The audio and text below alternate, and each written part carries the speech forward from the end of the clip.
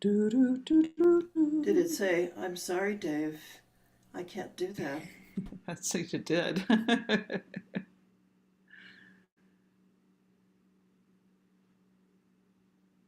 Okay, we're almost ready to go here. I have a weird question. I'm on an iPad, and with all the ministrations and the dog hitting the thing, I now have a split screen with my message board on one side and you on the other, and I can't figure out how to get rid of the message board. Does anybody can help me? The chat, is it set, does it say chat? No, no, this is my text message board. Uh, no On idea. an iPad, if you have a split screen, usually there's a bar in the middle and you can just slide one over. I tried that and well, oh, there we go. Yay, thank you. I missed the bar in the middle. I tried to just slide it. Okay, I'm good. Thanks. Bye. Mary is our tech support person for, which is just fantastic. So grateful that we have her help us with these things. Welcome, everyone. It is Tuesday, November 19th, right before Thanksgiving in America, and delighted to have you all here with me tonight. This is our second November play shop, and tonight we're going to be talking about calming yourself during the holidays. And just so you know, we're going to do one play shop in December, and then take a break, and then we'll get started again in January. So we'll be doing some more holiday kinds of things in December. But for now, going into the holidays, I think a lot of us need some strategies for staying calm and keeping our wits about us and keeping our hearts about us and keeping our nervous system a little dialed down as we go into the holidays. They can, I think, the holidays can be stressful just in general, but given what's happened for us in the United States and our elections, a lot of people may be facing more stress than usual. And so we need all the strategies we can get to keep ourselves calm and in a good place throughout the holidays. So as harpists, we know we have these very powerful creatures that we live with that generate these wonderful, soothing, healing frequencies and music. And in the improvising harpist, we can world, we can sit down and play music that we like, or we can sit down and we can play music that we create. And just so tonight, what we're going to do is a little bit of creation music for things, it's very simple things. So I'm not going to get too complicated tonight. I want to keep it really simple and give you guys some different strategies and some things to play. So I'm going to, first of all, disclaimer, I did fully tune my harp tonight before we got on, but I just broke a string. So I just replaced the string.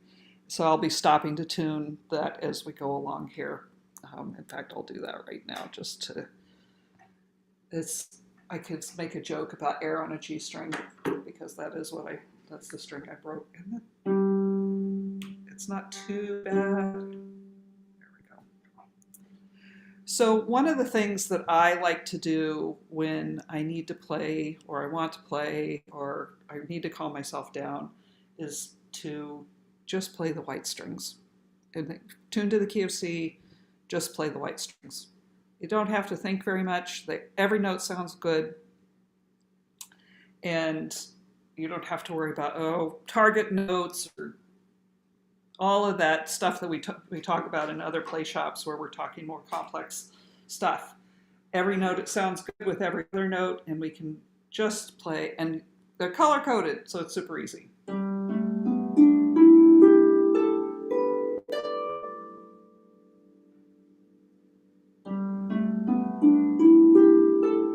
I ask a question?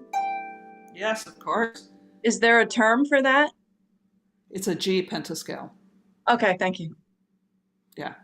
But pentascale, as I've learned, and Candace is our resident theory person, can tell us too. But to pentascale, I've learned just means 5 notes that sound good together.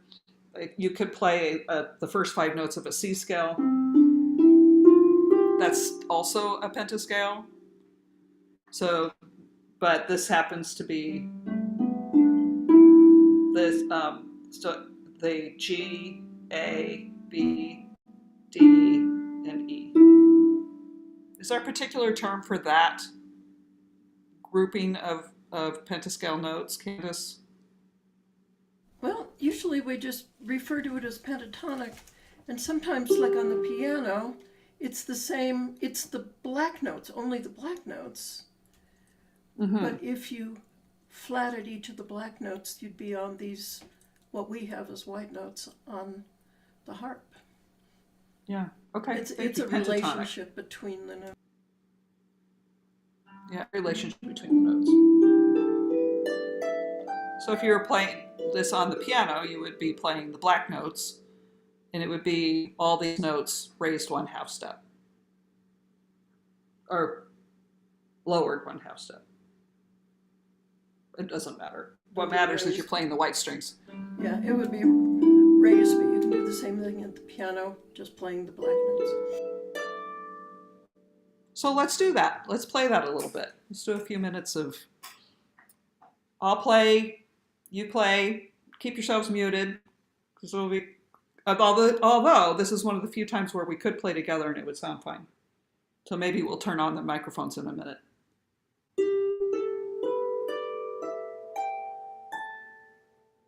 Go slow. Go really slow.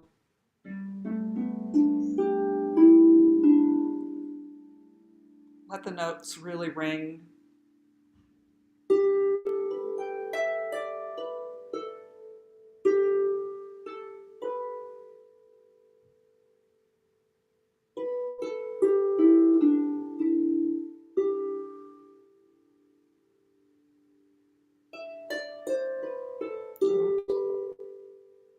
If you hit a color note, it's okay, just keep going.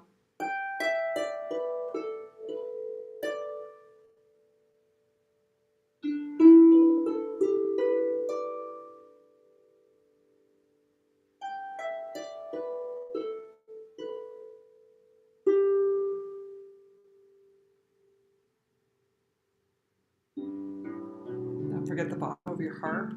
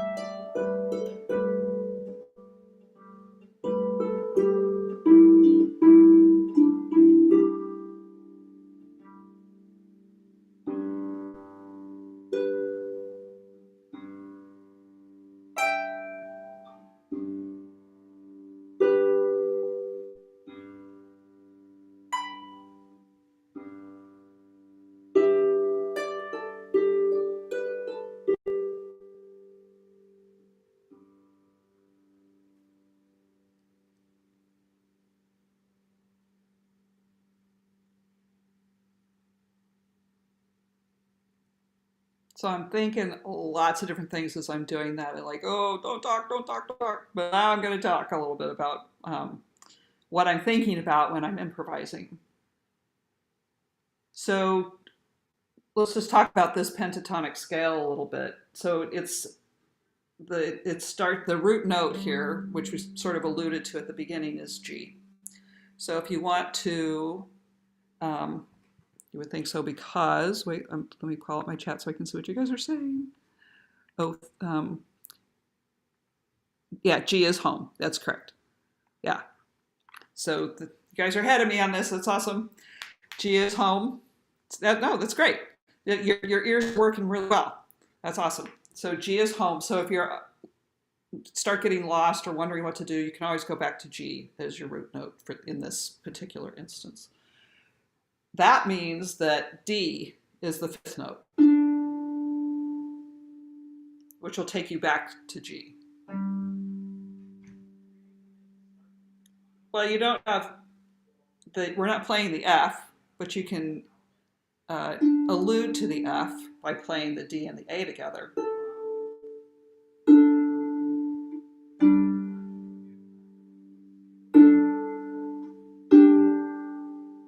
So I mean, now I'm just talking options here.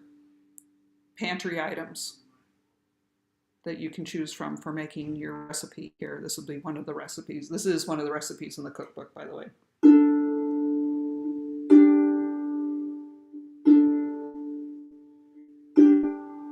So we've got D and A, and then D and G.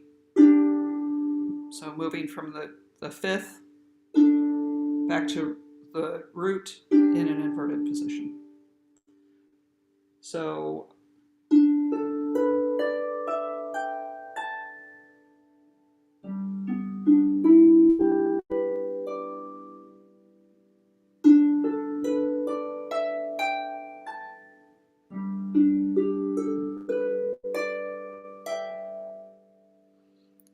So that's one thing I'm thinking. And I'm thinking about that a lot just in improvisation in general, moving back and forth from the root note to the fifth note, back and forth from the root note to the fifth note. But let's look at what are the options. I didn't even do this yet, so this is the next thing, is to, I'm just playing.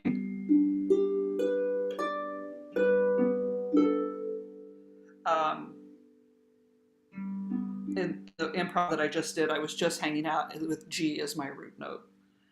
But we also have some other chord options that we can hint at in here. We can hint at an A minor or an A by A, E, and A.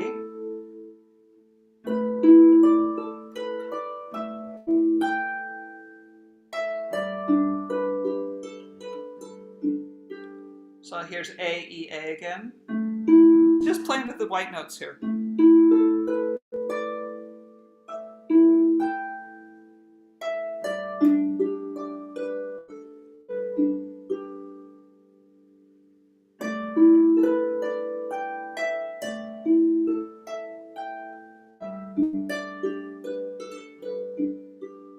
There's the A again.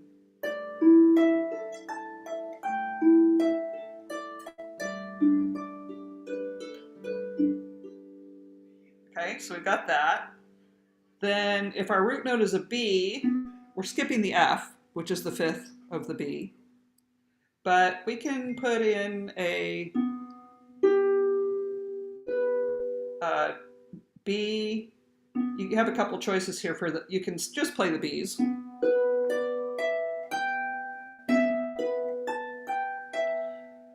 You can put in the fourth note, which is an E, B, E, B. Which gives it kind of a bleaker sounding. It's part of the E minor chord that we're going to get to in a second.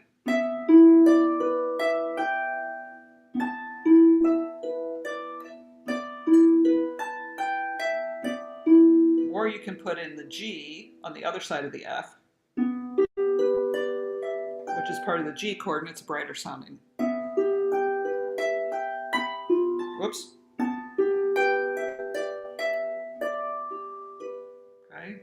I don't use that as much, but I think I'm going to try to use it some more. Toss it in there. Okay. Then we've got the D. I'm just moving up the strings one by one. So now we're back to the D, A, D.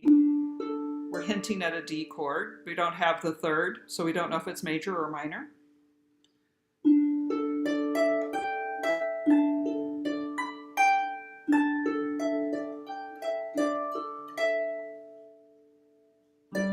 Back to G. And then the last one we have is E minor chord, and we have all the notes of the E minor chord in this. We have E, G, B, and E. So we got all the notes of that. And the E minor, as you probably figure out, is the sixth note of the G scale. If you start on G, G is 1, A is 2, B is 3, C is 4, D is 5, E is 6. That makes it the relative minor, or the Aeolian. And so the E minor and the G go really nicely together too.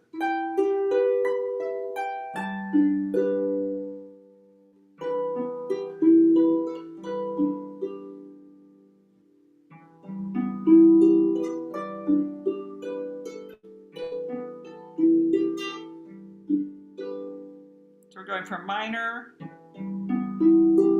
major, oops, minor,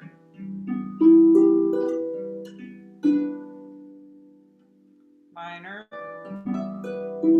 major G, minor,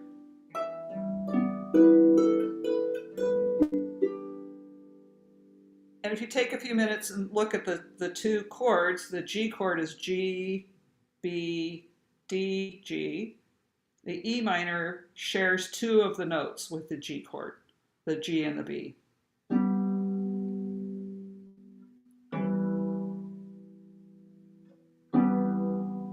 And the only note that moves is the E to D. So here's the E minor in inverted position, and here's the G chord in the root position, just by moving your thumb one string.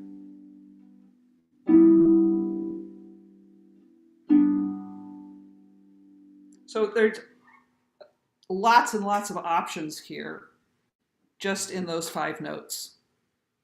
So when you're feeling like, oh, I should play something, I don't feel like playing something, I don't want to work very hard, but I need to soothe myself. So let's talk a little bit more about how to use this pentatonic scale to soothe yourself. So what we've got going on here, some majors and minors.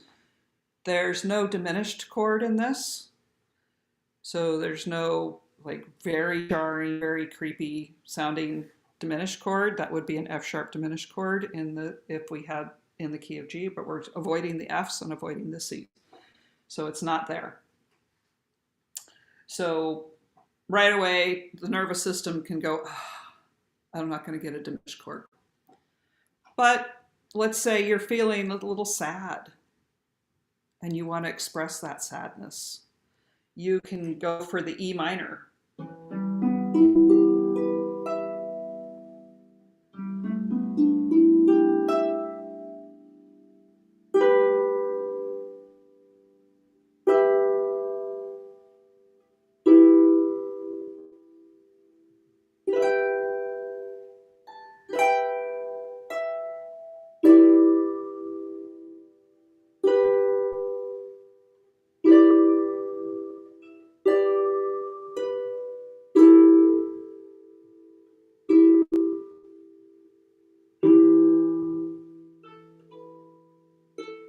If you've got a bigger harp, you can really let those deep E's really like vibrate out and express that sadness, that heavy sadness.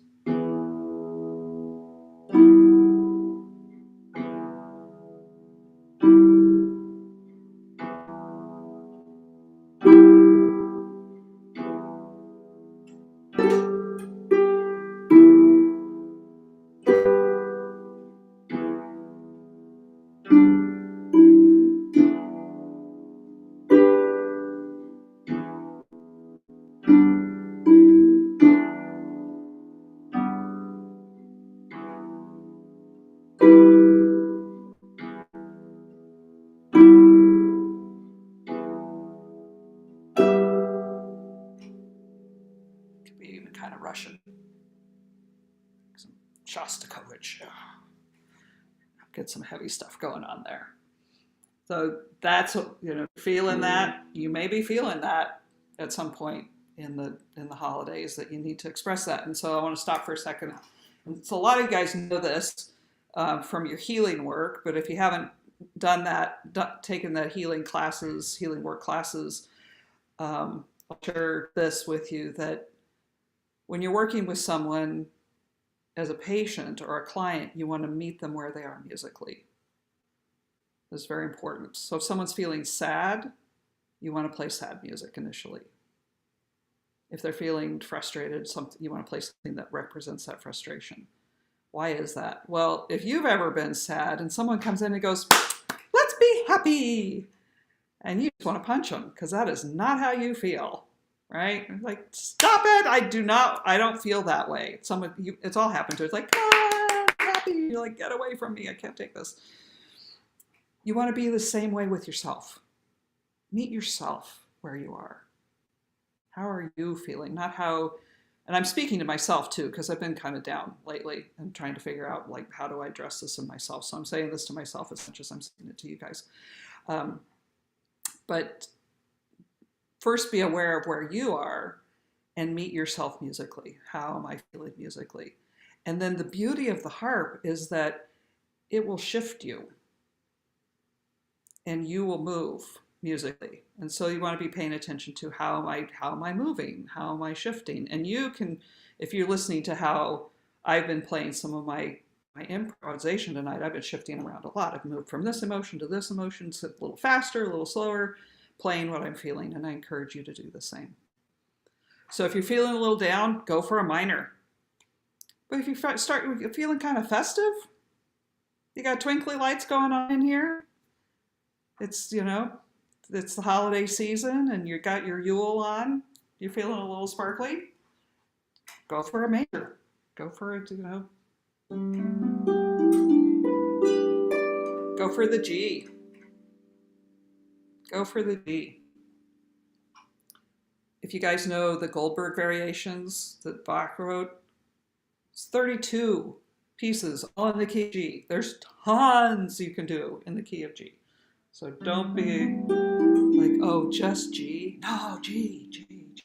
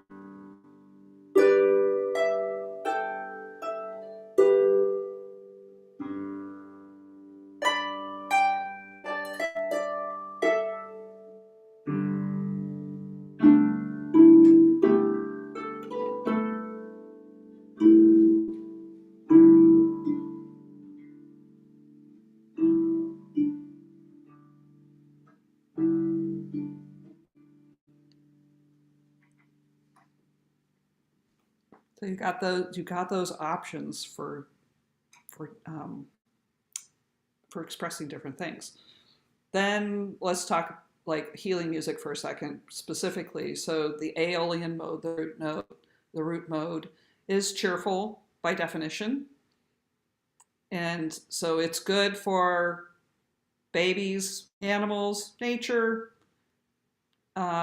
It's good for uplifting. To just be forewarned, it can get syrupy. It can be a little too sweet. Like you've had enough Christmas candy, back off the G major. And that's when you can toss in some A minor or some hinted at A minor, some A something. So it could be like this.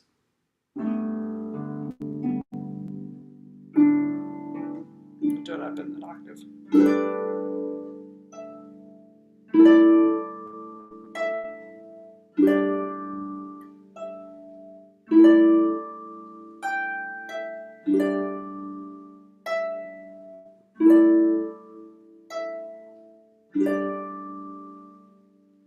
We don't know if this is A major or A minor because we're leaving out the C. We're avoiding the C's. So it can be whatever you want it to be. Or you can just be happy with it being A-ish.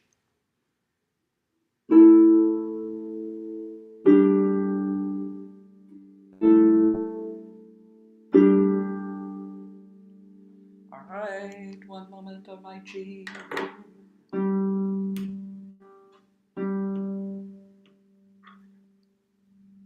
Okay.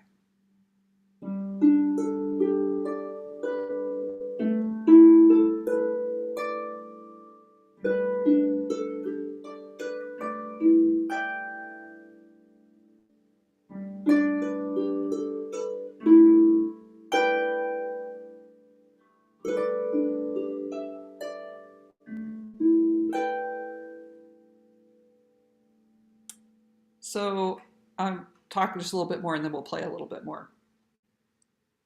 So I have my go-tos in left hand and right hand both. And when you're doing self-soothing, when you're caring for yourself, whether it's in the holidays coming up or later throughout the year, you use your go-tos. Use your go-tos. Comfort yourself. Do the things you're confident with. Do the things that feel good and that you love to play. I love 1-5-8.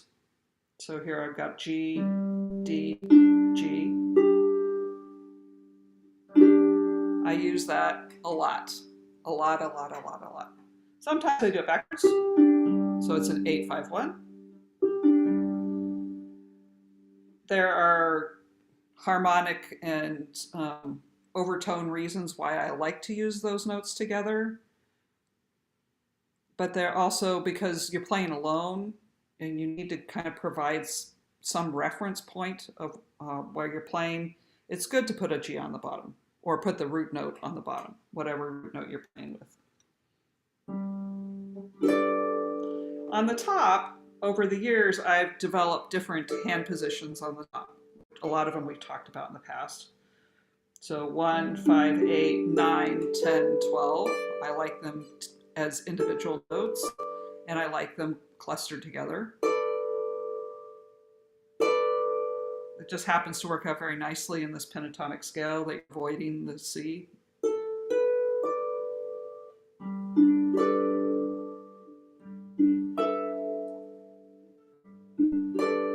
And then, because I like this, but I want a little variety, I'm going to move my thumb up to the E and back to the D.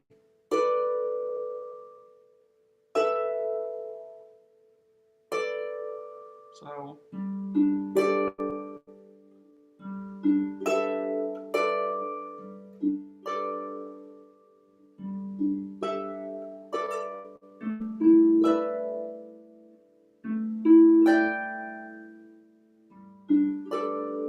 and that hand shape, you can move that hand shape around to different strings. It doesn't have to just stay right here. It can go here. You can go here. It can go here. That's okay. Those three together is okay. But I like those. So I might, in my left hand, be playing this 1-5-8 on the G, and then continue that left hand pattern, ostinato, stubbornly, and move my right hand.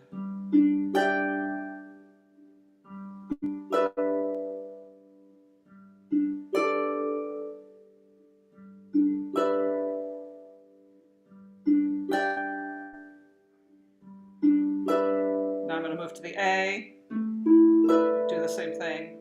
I'm playing the same notes in the right hand, but they sound different because of what's happening in the left hand. Now back to the G.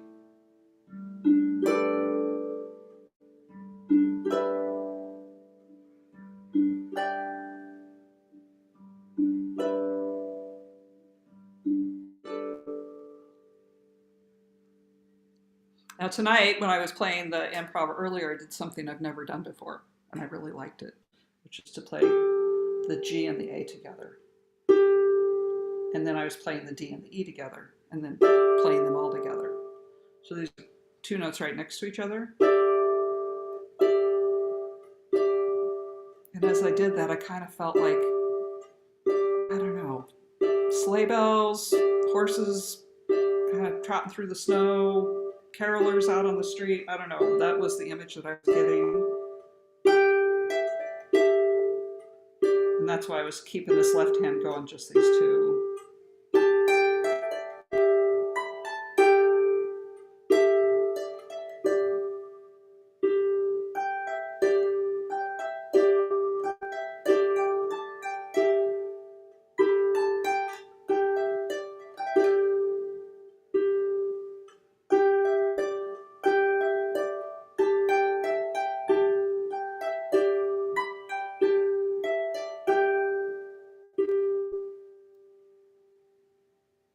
I had never done that before.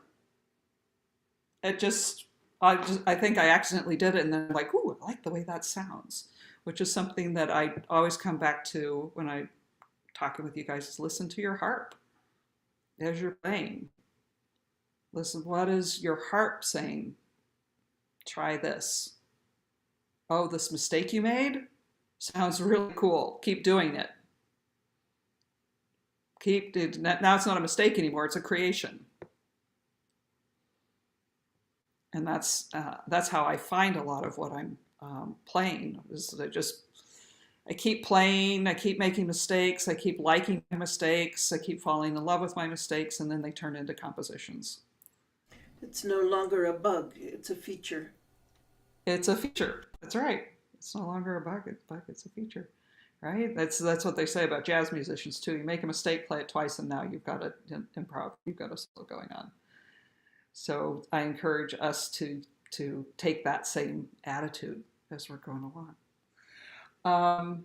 Other questions? Well, let's just play some more. Okay, so we're still with the G pentatonic. Yeah, we'll do that for now. We might toss something different in at the end. Okay, so I'm going to kind of start from scratch. And a lot of times when I'm starting something from scratch, I'm just starting with a basic note. And I wait until I hear something else.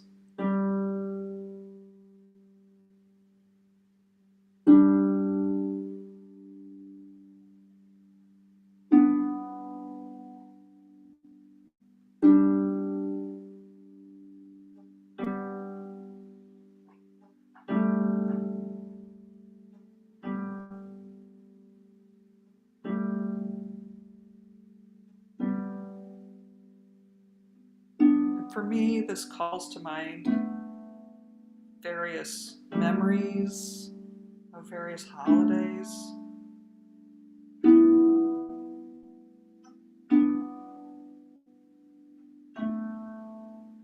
That are really pleasant.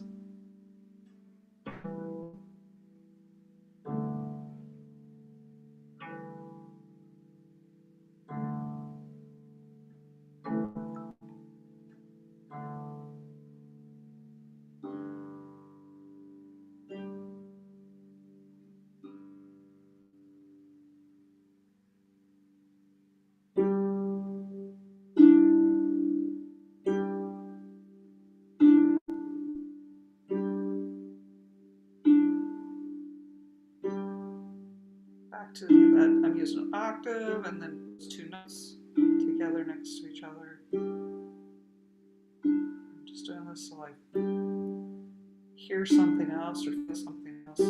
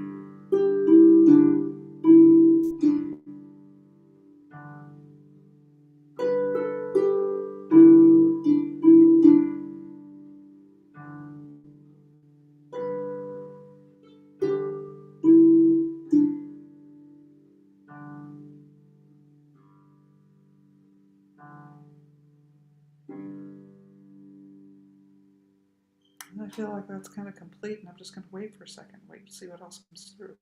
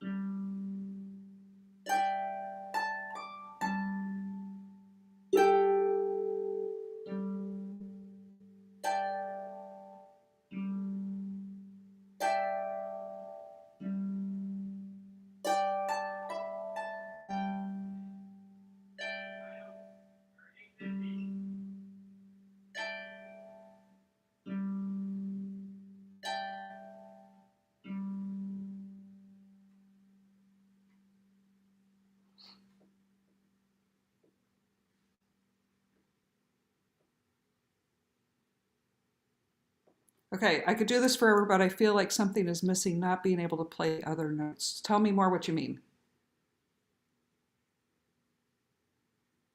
Or you can unmute I, yourself. I don't know. I feel like I need more to add to. Okay, more what?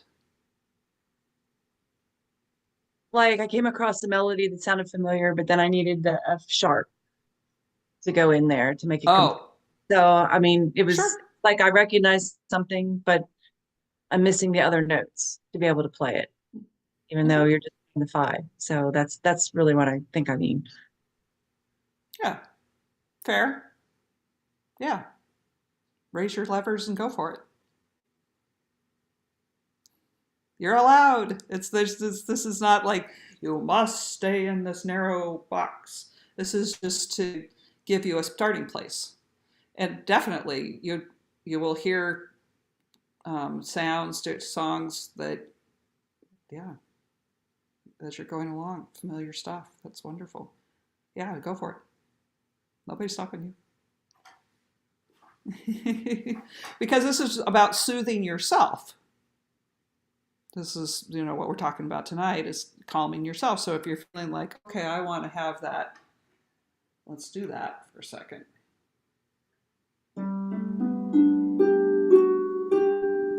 Here's your F sharp.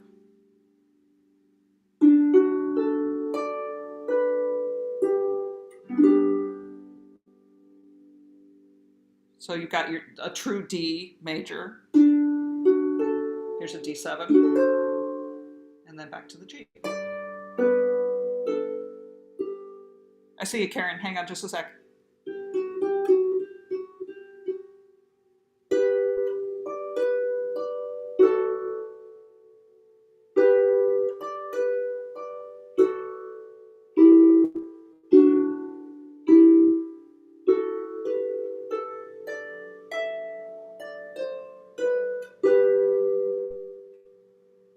Which is, now we're moving out of the true pentatonic scale, but why not?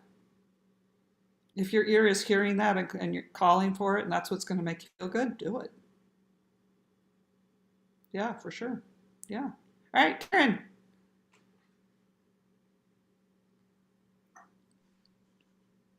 when I first started taking lessons, my teacher, she's retired now. One of the things she taught me was just to learn to what she called noodle and just use all the white strings. Start with the D and E above middle C. She didn't call it, she didn't call it anything except noodling and playing the white strings. And I'm not sure why, but that's fine. So, that's what I'd started to do. And so it was interesting then when you added chords, because I'm like, oh, yeah, you can do that if you want. Because what I would do I would just do that with both hands, wherever, what she tried to get me to do, the one thing was to create patterns, because, music usually has patterns. And I tended not to do that. And so it helped if I would set up these patterns and then go back and, improvise on those a little bit, but then come back to the pattern. But I'm sure if I had taken from her longer, she would have added the chords, but, that didn't happen in that time frame. So that's interesting that you did it. Because now, I can use that hand or that hand to do that and then noodle away with the other. Mm-hmm. Mm-hmm. And thank you for saying that, because my very first teacher, Susan Zievenbergman, who's in Colorado, she was in California when I met her, but she's in Colorado now. Wonderful teacher. She called this the white string conversation. Yeah. And what she would do is, and I learned from her online initially. I've only met her in person a couple of times over the years, but she would play something as a question and then ask me to respond to that in what you're calling noodling, a noodling form. And then we would just go back and forth. And this is a way to create phrases. Right. And to create patterns, is to think of it as a conversation. So if you're thinking about it, this is just another way to think about improvisation, is to ask a question and then answer it.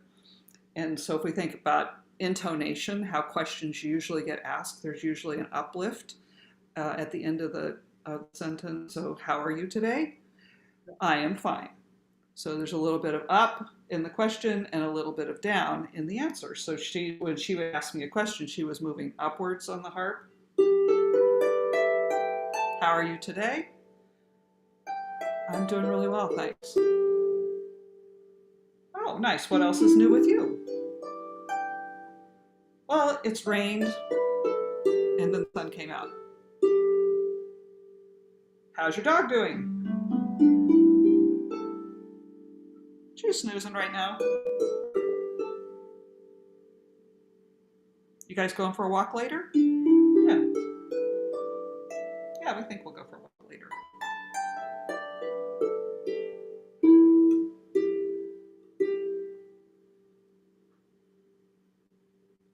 So you can think about it doesn't have to be endless noodling.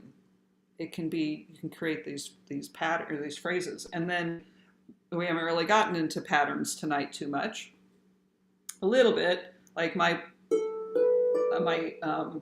1, 5, 8, 9, 10, 12, one of my favorites as a pattern. This is, and you guys I've seen this one before.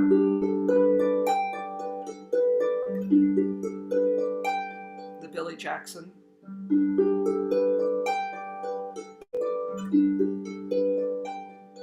I can use that same Billy Jackson-ish thing, but sticking to the white strings. You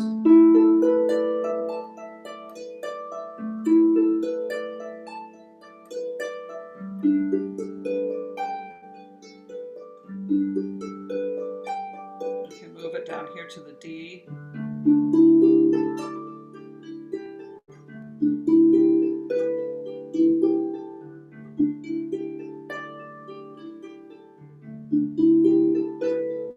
Back to the G.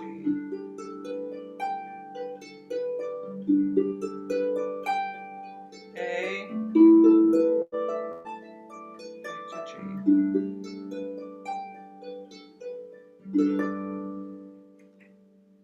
And this is why I keep coming back to Deborah For You or Boxa or your favorite exercise book, because they're just loaded patterns that you can lift and use.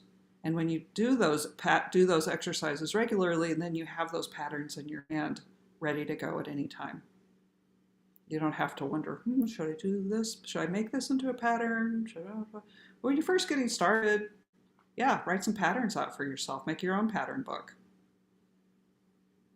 And you don't have to, if you don't know how to do notation, you can just do it by string number or write out the letters. You don't have to formally notate it in Sibelius or anything like that. You can just chicken scratch on a bar napkin if you need to make it something that you can remember and you can work with. So this is a really simple way to sit down at the harp and make some music for yourself or your family, your partner, your dogs, your cats, your goldfish, and create some self-soothing, create some peace. And I would challenge you to, throughout the holidays, to set aside some time, like deliberately, not just like emergency harp playing. Oh my God, my hair's on fire, I need to do some, but like set aside some time every day or every other day for 5 minutes, 10 minutes, something like that, to give this gift to yourself and to your family and to your house and to your environment. And I'm challenging myself to do this because it's going to be easy to not do it pretty quick here. We're not going to meet next week. We'll meet in the first week of December, and then we're going to be off for the holidays. So I want you to have tools for getting through the holidays or enjoying them more deeply. Maybe let's say it that way, enjoying the holidays more deeply. So let's play just a little bit more. It feels more relaxed to just sit and kind of play and not read off the page and have to get everything right. That's probably just me, but it's meditative, isn't it? Yeah. To create a meditation for yourself and for your environment. Remember to breathe. Yeah, remember to take some breaths. Remember to stretch a little bit. Reach your arms over your head. Bring your arms down behind you. Stretch your hands. I've got a whole series of hand stretches, but even that can be like too formal. Just, you all are good enough players at this point that you can sit down and just say, okay.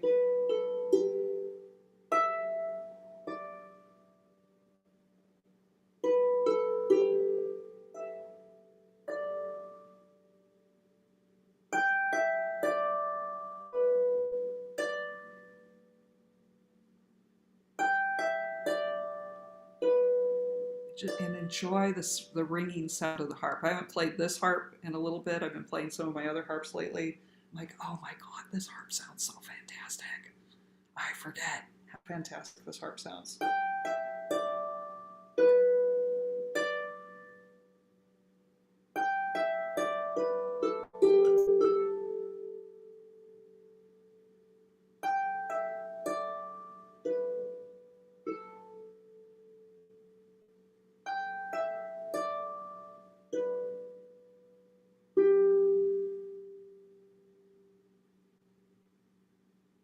And then it was like,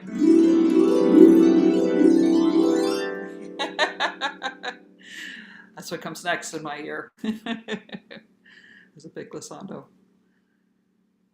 So good. Other questions or comments tonight? So thank you, June, for saying that about the F sharp. Appreciate that. Yeah, if you feel like something's missing, honor that and find it. It's your ear or your soul or your heart or your something saying, nourish me, nourish me. Find those notes and nourish yourself with those notes. Feel free to send me anything if you want to record something real quick. It doesn't have to be fancy. It can be on your phone or your voice memo or something. If you want me to have a listen, you're welcome to send me some stuff. And questions or comments along the way, and post in the Facebook group to encourage others to do this. Great. All right, good for now? All right. Blessings, everyone. So thankful for you all in my life and wish you wonderful, if you're in the United States having Thanksgiving next week, I wish you a wonderful Thanksgiving. And if you're not, we're thankful for you wherever you are. Have a great evening, everyone. Thank you so much, Simba. You're welcome.